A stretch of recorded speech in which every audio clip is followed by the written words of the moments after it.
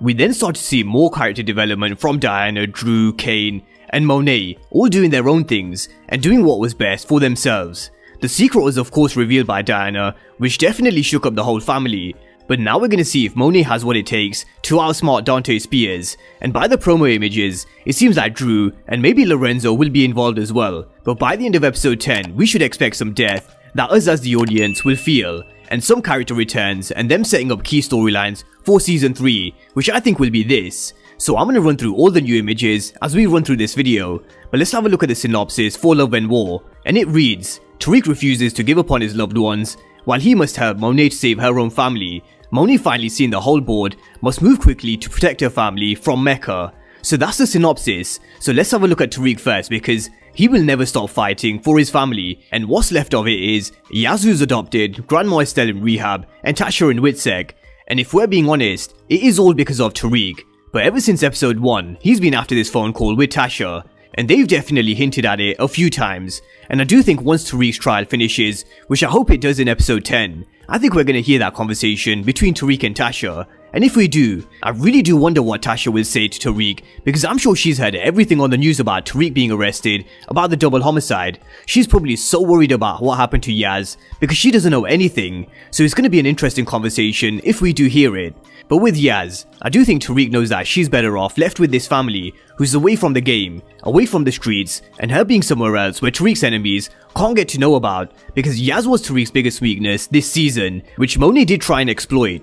But on his case, we're gonna see Davis McLean defending Tariq, and Jenny Sullivan determined to put him away for both Jabari and Ramirez's murder. And there's a few questions. Do they have this new eyewitness, and who is it if they do? And what will Brayden say when he gets up on the stand? Because we all know he's not a snitch, and he's only getting up on the stand because he wants to protect his brother Trace, as well as protecting Tariq, Kane, and the Tejadas. I think we can expect Brayden to show his loyalty, but as I mentioned before, he knows 2-Bit, so I do wonder if he could name drop him. And this is also another image from episode 10, with Tariq on the phone at the courthouse.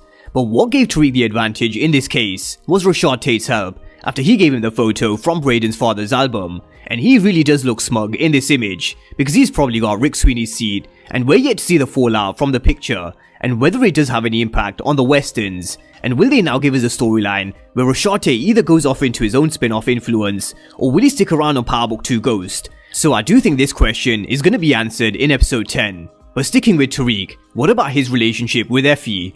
Diana doesn't seem like she's in the picture, and Lauren definitely isn't, and Effie really does look like she's in love, something which she promised not to do. And she even said to Kane in episode 9, I'm my own woman, I'm nobody's girl.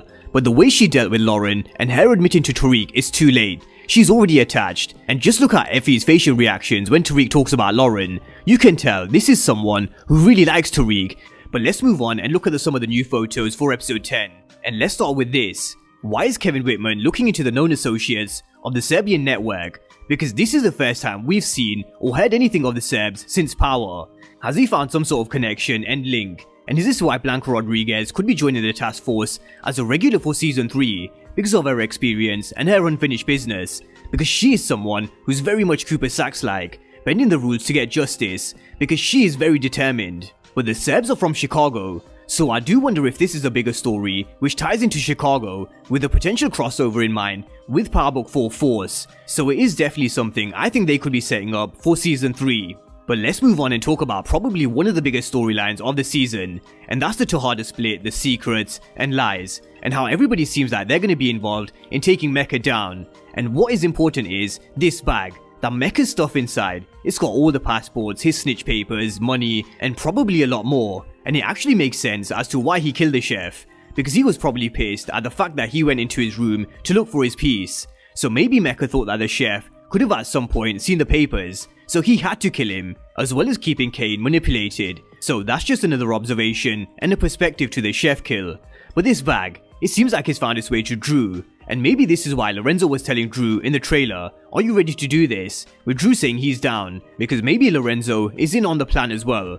And this is another image from episode 10, which is Monet meeting Lorenzo at the bar.